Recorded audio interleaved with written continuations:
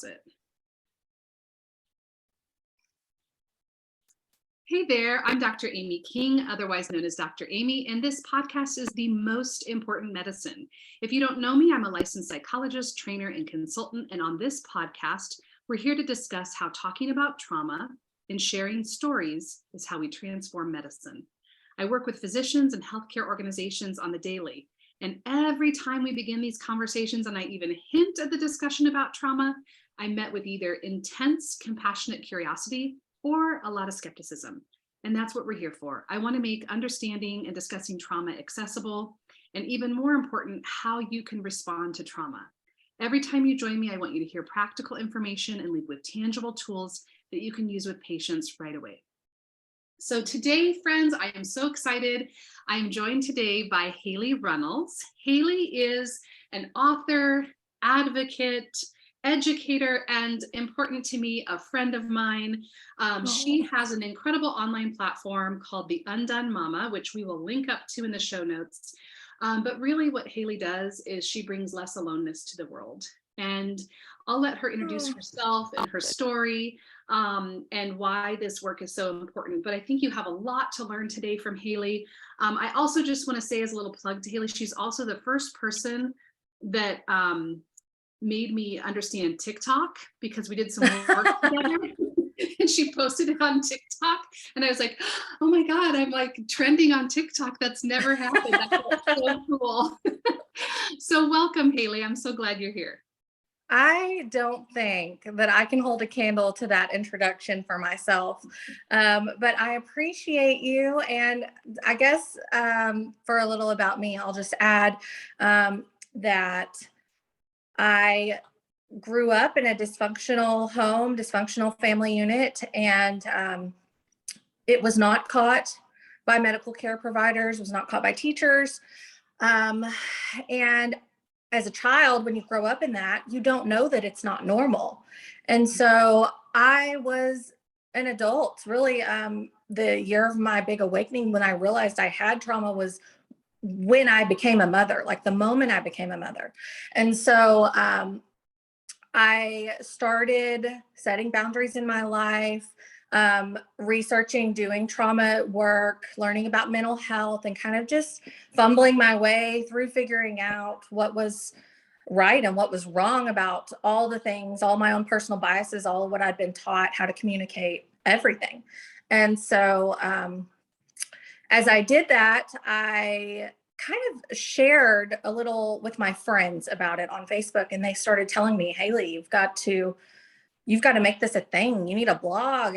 And so I finally did. I caved, and it just took off, because there's just not that many people so far that are just your average housewife that are willing, your normal person that are willing to get really vulnerable with the skeletons in the family closet. So I just started sharing as I went. It's messy, it's, I've had a lot of triumphs, a lot of moments where I've realized I've broken cycles, and, I share my learning curve in hopes that other people, like you said, will feel less alone, and maybe as some preventative action so that other parents can catch themselves before they make the same mistakes either that I have or that I've caught myself in, and just to try to help the next generation not have so much trauma. So, yes, I have a decent sized following, but really on an individual level, I feel like it matters for each person. So that's what I do. So we could literally break down a whole bunch of different parts about what you said and teach like an entire class. Let me start with just one. Why is doing this work important to you? Because I know that there are kids out there that are little versions of me who are living in the same thing that I lived in when I was a kid, and they're not being noticed. They're falling through the cracks, and I know that they're there because I was there and I was one of those kids. And so I think the louder I can scream it from the rooftops, maybe that kindergarten teacher who will scroll across my post will see it in her classroom, or, that doctor or that psychologist will see something that I mentioned because I lived it that they might not have learned in a textbook, Mhm. And so I really just do it partially to heal little me because it's healing to help other people, but also for the other little me's out there and for the other moms out there that have children right now that are trying desperately not to give them the childhoods that they had themselves. So if that makes sense. And not just moms, parents in general, moms and dads. Yeah, I 100% as a psychologist understand how kids and families can get missed Oh, because yeah. I think some of the wounds that you talk about, and if you're not an avid follower of Hayley, you will be after this podcast. I follow her, and the information and support is incredible. But I think that people don't understand some of the wounds that are present that are invisible. So can you just say a little bit more about, you said, I grew up in this kind of toxic family, but I didn't know that because I was just growing up in it and living it. Right. What are some of the wounds that were present or that's, you didn't know until later was dysfunction? Okay. Well, for example, like walking on eggshells. Um, in my home, I never knew what the emotion of the home Mm. was going to be from one minute to the next. And that puts a child on the edge of, living in fear, essentially, not knowing when the other shoe's going to drop, not knowing when something's going to blow up or you're going to be punished. It's just a really, not to be too scientific, but it's a high cortisol, enlarged amygdala way to live, for a child, and that does lifelong damage. And so that's one thing. And so children learn to shrink themselves like I did. So it's really hard to catch in an appointment because kiddo's busy trying not to be noticed, Yeah. and trying not to get in trouble. And a lot of times in those families, like mine was, the blow up happens at home behind closed doors. And so then you go out into the real world and it's really hard to catch that. But that's one big one for me, when kids don't have emotional stability at home. So, as you know, Hayley, my audience is healthcare professionals and healthcare providers, physicians. And so you're saying that in a medical appointment or in an interaction, a child, if you're talking about like a pediatric Oh, setting. they may come off as well behaved, reserved, polite, on their best behavior. One of your kids you look at and go, oh, wow, this kid has great parents. This kid's been raised right. That's something, I was raised right, in the eyes of the public, In fact, that child is probably really well behaved because they're hyper vigilant to the caregiver, right? So Absolutely. they're going to look really well behaved. And I think it was on your blog that somebody posted, I was this well behaved child. You can thank my trauma. Yeah, Right? absolutely. Absolutely. And that makes it difficult because there are kids that are just polite and well raised and well behaved, Sure. That just are. Mhm. But it adds an extra layer of just difficulty to seek them out. And a lot of times you'll see those kids more focused on mom or dad in the room, looking at their facial expressions, and appearing nervous. I feel like those were my kind of secret giveaways that someone might have been able to catch in me, was my anxiety as a child. Well, they say more. Let's define it for listeners. So they might have seen you kind of checking in with your parent frequently, seeming kind of anxious, allowing them to answer for me. Okay. Yeah, like you so didn't that you don't get in trouble for what you say whenever you let them speak over you. So do you think, like when you think about little Hayley, 6 years old or 12 years old or 16 years old, if a medical provider, a nurse, a caring nurse, an incredible physician would have had a moment with you by yourself, would you have disclosed how hard your home life was? Or do you think Probably not at the time. Yeah. There was so much fear, and at the same time, a child of that age, like when you have an unloving parent, which I had one who was loving and one who wasn't, right? So I had some form of stability, but I had one who was on an emotional tailspin at all times. And so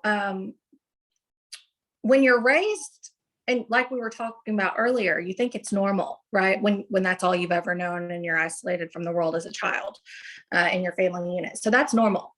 And when parents don't love their children, children don't stop loving their parents, they stop loving themselves. And Okay, so say it again. That's so important, Hayley. It's so important. It makes me teary right now.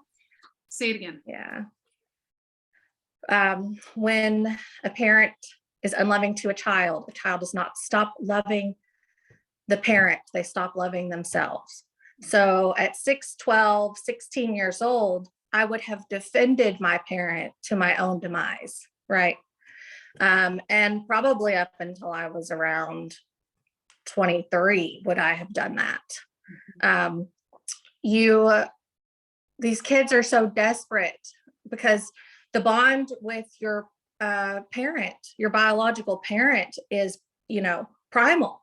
It is natural to reach for them and long for them and seek that connection. And when it's not there, a child will do anything to have it. They'll put up with anything. And it's survival, right? It's for their emotional and physical survival that they bond with that parent. Right. And then on top of that, we're coached that we're responsible for that dysfunctional parent's emotions and well-being above our own. That's the codependency of it. Yeah. So kids raised in dysfunctional homes are very well trained to jump through their hoops, so it can be difficult for providers to catch those things. Is there anything somebody could have or would have said, maybe not that you would have outed your parents, but that would have helped you feel less alone, or anything at all that you would offer as an idea or advice? A little more context. You mean as an adult speaking to a child privately, or? Yeah, I mean, if I'm a physician listening right now, I might think, well, gosh, that feels hopeless then. Like Hayley's saying she wouldn't have said anything to me even if I tried.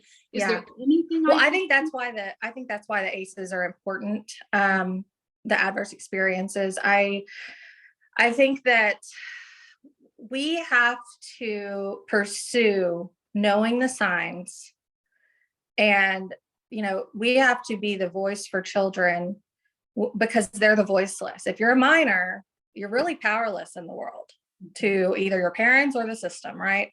And so it's really important that those of us who are around children frequently know the signs and can watch out for them and intervene as needed. So I wish that my teachers in school had some trauma training. I came in, even in high school, I came into high school every morning in 9th and 10th grade, at least, red-faced and without sleep, and crying and all those things, and late every day.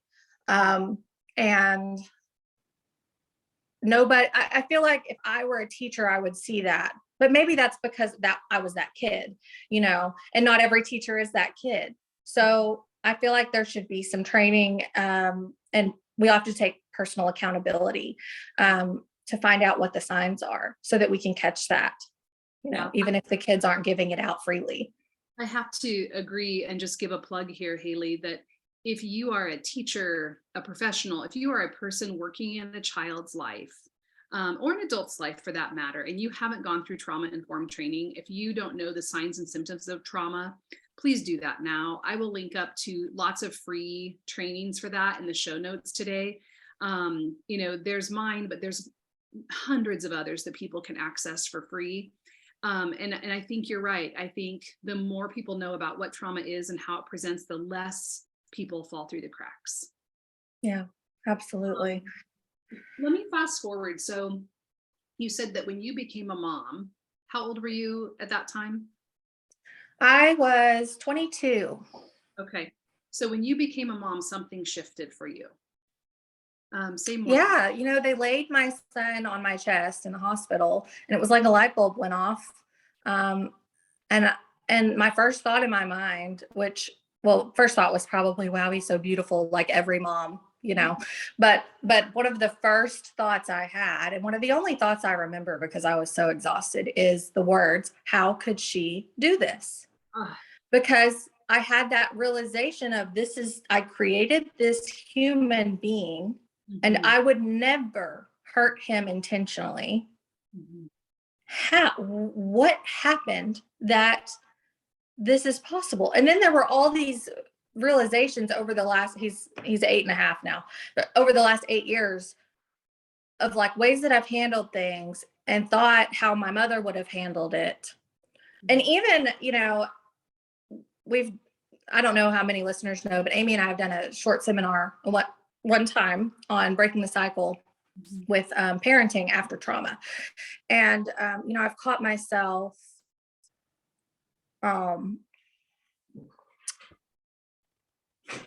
I lost my train of thought. You were saying that many times you would look at Hayden and think like, I don't know how my mom could have done this to me. Oh, yeah, yes. And so then I would parent the opposite way, and just realizing that so much of it was wrong. Things that I didn't realize when I was in the child role. Once I hit into the mother role, there was just no going back from that. It was like the curtain was pulled back or the veil was pulled back. And it was that, oh my gosh, I could never do this. How was this done to me? And so at that point, you realize like it really was unacceptable. I wasn't over exaggerating as a child, or I wasn't just a dramatic child, or, and so I think, and that's the case. I see that with my following a lot in my private support group, that a lot of women find out just how bad it was when they become mothers, or when their child has a struggle and they remember how their mother handled that struggle, and have to choose a different way. And it's not always easy because of triggers to go a different route. But that's when I first started experiencing, I think, flashbacks and triggering between mother-child relationships. Before that, I was just kind of blindly going through. And yes, I was carrying my trauma around with me, but it wasn't at a conscious level. Once I became a parent, I went, oh my gosh, this is why, So For people that are listening that are parents and they're resonating with your story, you're saying very clearly that you made a decision to go the opposite direction, right? Like you thought about like, this is what my mom would have done. I'm doing the opposite of that. What would you say like to a parent who's trying to undo intergenerational trauma? Like, what's the roadmap, Hayley? The roadmap. I'm still figuring it out. I will say that at first I went complete opposite, and parenting, as you know, is a revolving door of learning, and nobody has it down perfectly. But at first I went complete opposite of what I had, right? And then I realized, oh, too much of that is not good either. Mm-hmm. It's like your box that you teach. Yeah. I would go too far to the point of almost enabling, and then I realized like, okay, parenting without boundaries is not good. And so what I would say to any parent trying to break the cycle is to find the balance between how poorly you were treated and what your trauma is calling you to do, and find that middle ground. Oh my gosh. It's probably what's best. For those of you that can't see Hayley, she just kind of used her hands to create a continuum of like, here's what you learned, right? And here's what your trauma wants you to do, which is do the exact opposite of that. Find somewhere in the middle that works for you, right? Yeah. That's incredible. The other thing that you mentioned in your introduction is boundaries, that you started creating boundaries for the people in your life who were unhealthy. I can't imagine that was easy. Can you talk a little bit more about that? Yeah. First, I tried to create boundaries for them, and that failed miserably because they're them, people are people. And then I realized I had to set boundaries, not for them, but for myself. And so instead of giving other people limitations, I started giving myself limitations. Give us an example. For example, for example, you're not going to talk to me this way or degrade me. Instead of, in the beginning, when I didn't understand it, I would go, don't talk to me like that. And then they would continue talking to me like that. And then I would stay. And then, it was just a carousel. But when I figured out what a boundary truly is, I realized it's not asking them to do something. It's me telling myself I'm valuable enough to say, I'm not going to accept anyone treating me this way. And so if they do, I'm withdrawing, I'm retreating, they're not going to get my time and attention. And that's the way it is. And so once I figured out that key, which is really hard, it's a really hard step to go from trying to control other people and get them to just love you to, no, I love myself. And if they don't, then I'm out. And that goes for work, that goes for so many things, So that's my thing with boundaries. I love that so much.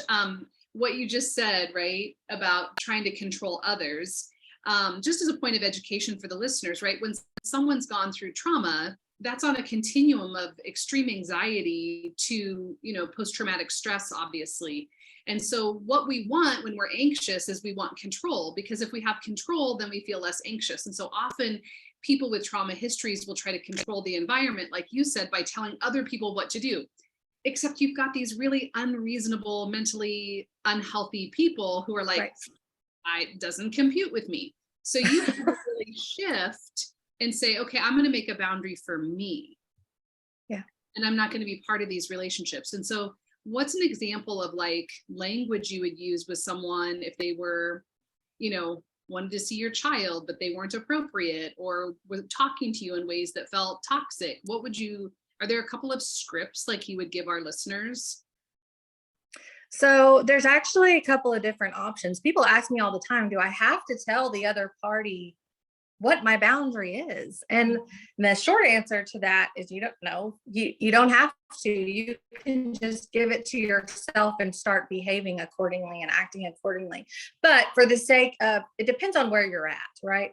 So if you're still in the throes of wanting to mend this relationship and believing that they can find healthy communication and you can find middle ground with whoever you're dealing with, in that case, then you would just kind of approach it in a heart-to-heart way. Hey, I love you so much, but this is what hurts me.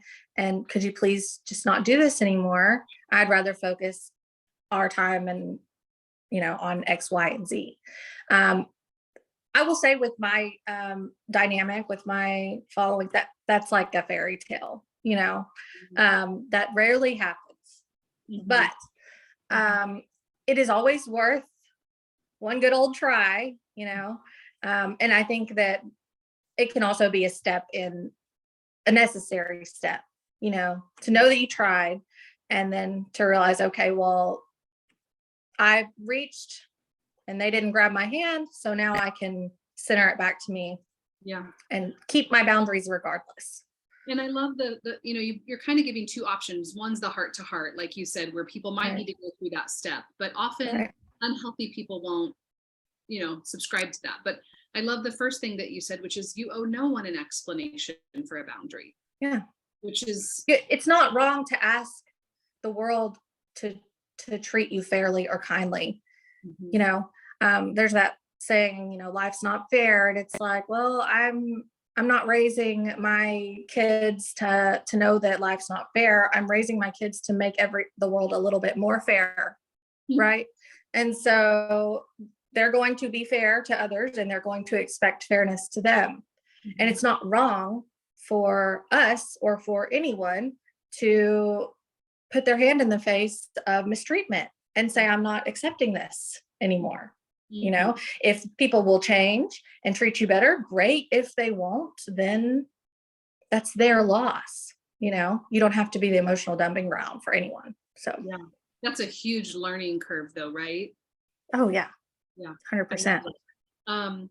So one thing that you mentioned is that like as you begin setting boundaries with family members and then getting public, right? I mean, you have more than 150,000 people that follow you and listen to your story and share stories. You know, skeletons start to get brought up, right? This is the truth of my family. That can't go over very well with people who are kind of unhealthy. How did you? No. Well, you know, often I wind up with hordes of people in my comment sections that are, you know, feeling very personally attacked by my writing.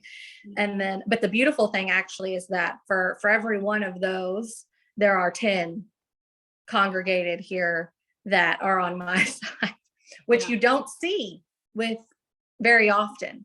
You know, the world is kind of set up to respect and honor your parents regardless, you know, family's blood forever, blah, blah, blah, all those things. And that's kind of how society is. And so a lot of the time we naturally lean to supporting the mother, you know, the matriarch or the patriarch in the situation. Yeah. Very rarely do you find the younger generation daughters and sons having support, like hardly ever. But I changed that because they're all over here and I've got them, you know. Yeah, you really did. You really changed that dynamic, Hayley, by validating people's experiences. You know, you mentioned a little bit ago, just, you know, encouraging medical providers to not be afraid to ask about trauma. So if we fast forward to you as a mom now, as a mom of a young child yourself, I mean, you go into your appointments now, whether it's your own OBGYN appointments or your own doctor appointments or your son's appointments, right, with pediatricians.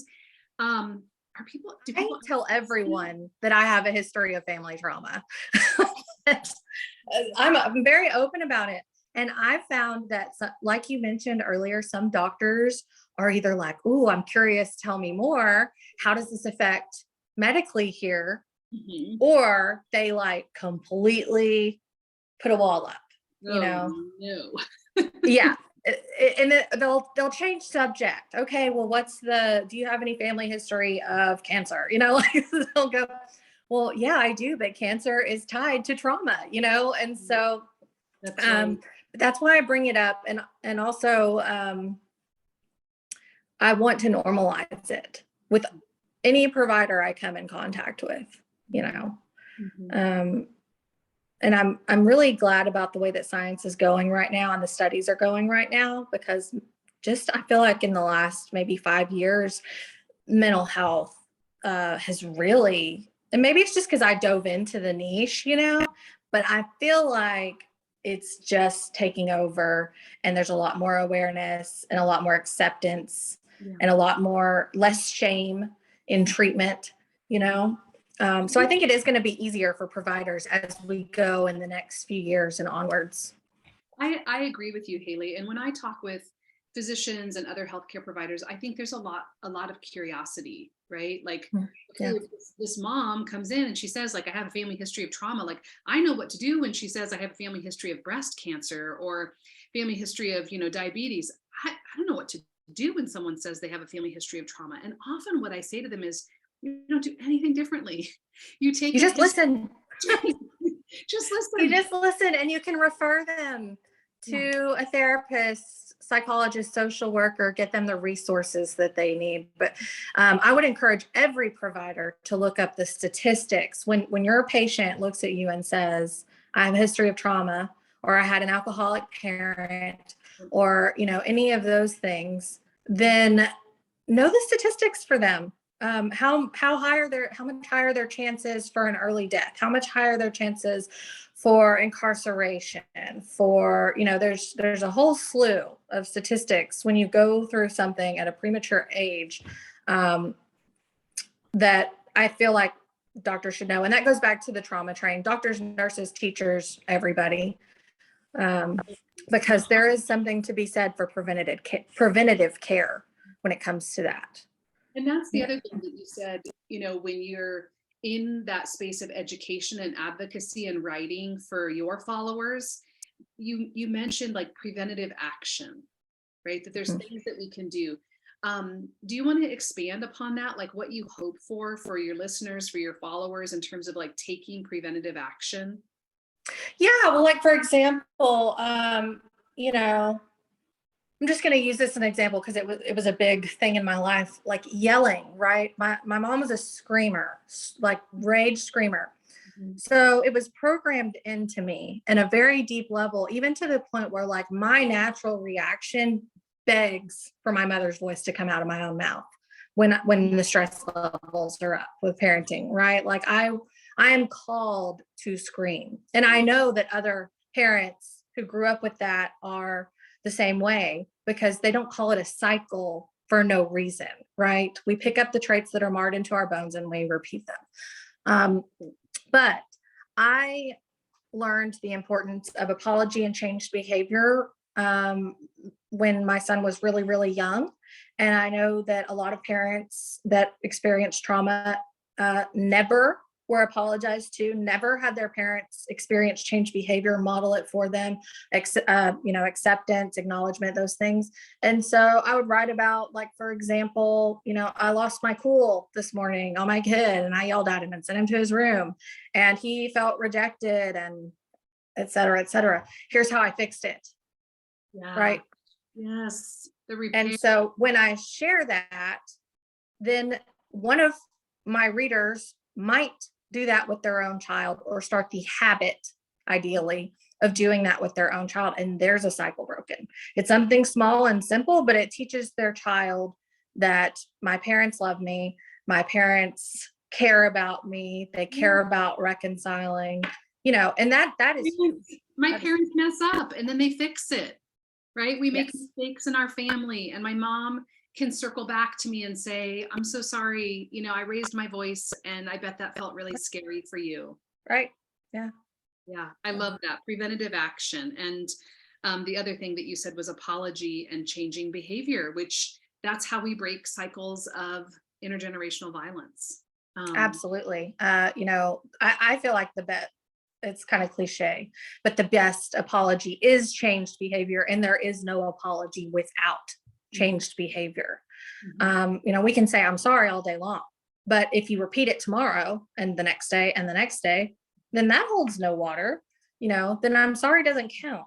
And so the best thing you can do is apologize and then prove to them that you can be reliable in that apology by continuing to behave differently and move differently. Yeah. And I think it's important that when you struggle with those things, because we do struggle with those things, that we take the judgment out of mental health care, because that mom who is struggling with that doesn't need to feel shame in calling a therapist or calling their doctor and saying, hey, my anxiety is really high. I'm not being the parent I want to be right now.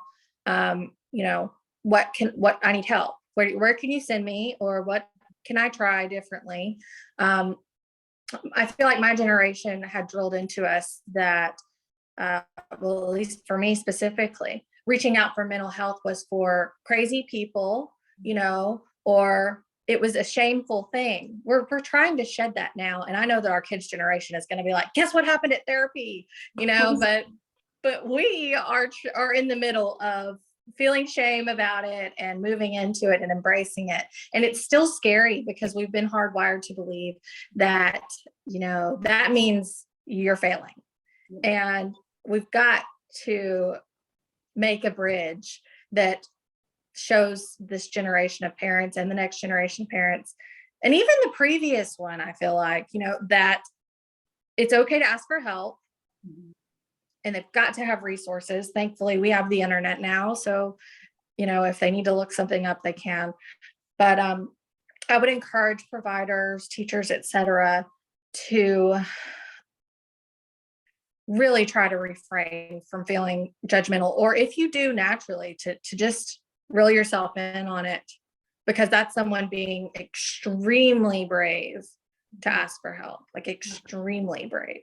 Yeah. And helping that person instead of judging them or, cold shouldering them off or changing the subject could be the difference in that child and the next child and their grandchild's lives, getting them proper treatment. And so I agree. The way that I always frame it, Hayley, is when I hear somebody disclose trauma or ask a question about parenting, sexuality, substance use, you name it, any like big trigger traumas, I think in my head, you got one shot here, Amy.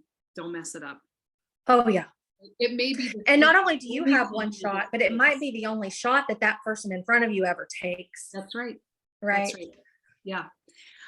Okay. I know we're kind of coming towards the end of our time. I have a couple of rapid fire questions for you, okay. Which they don't have to be rapid in response, but what's one thing that you think people get wrong about women with histories of trauma?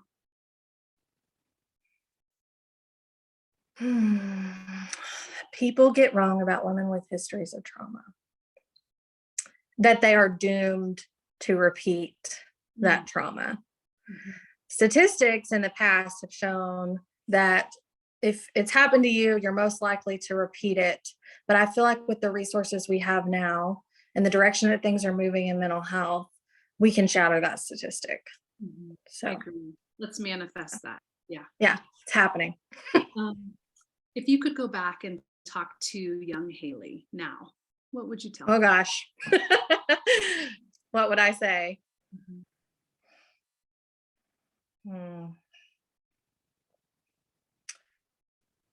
Well, I'd probably give her the biggest hug she'd ever had, I'm sure, and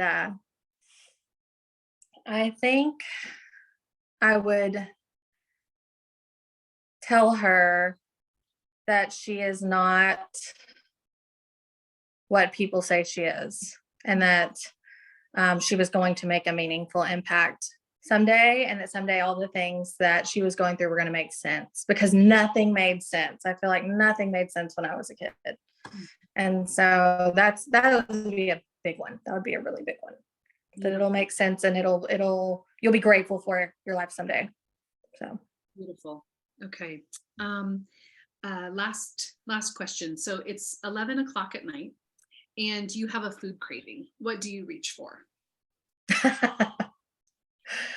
The last few nights I've been eating pecans and chocolate chips just in a bowl, just in my living room in the dark. This time of year I snack so much more because it's cold outside and it's just cozy to curl up and munch on something, It's a terrible habit. It's not. Are you a dark chocolate or milk chocolate fan? I am a chocolate fan. I don't discriminate. I love it all. So, all right, Hayley Runnels, thank you so much. We're going to link up to all of the things so that people can be in touch with you, so that people can follow you, so that people can feel validated. But I want to say to you from the bottom of my heart, thank you so much for the work that you do for survivors of trauma, for women, for children who've experienced this, to feel more safe and seen in the world. You are a light maker and you are a beautiful soul, and I'm so glad to know you. Thank you so much. Well, thank you. I so appreciate you bringing me on your platform. I love working with you. I love talking to you. And I think your work is equally as important, if not more, because the providers that you reach out to are the ones who are the hands and feet for preventative care. And, so teaching them could save thousands of patients, and not only those patients, but the generations after them. So you're making a huge difference in the world. And I have always got your back and you've got my support. So thank you so much for having me. Thank you, Hayley.